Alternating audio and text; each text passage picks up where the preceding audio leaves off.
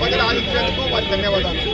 హైదరాబాద్ నగరంలో ప్రత్యేకమైన స్థానం జూబ్లీహిల్స్. కాంగ్రెస్ పార్టీ కంచికోట నుండి జూబ్లీహిల్స్ లో మరొకసారి కాంగ్రెస్ పార్టీ బాగా కొంతమంది నాయకులు కొంతమంది మీడియా చిల్లరగా మాట్లాడి అంకితమిస్తున్నాము.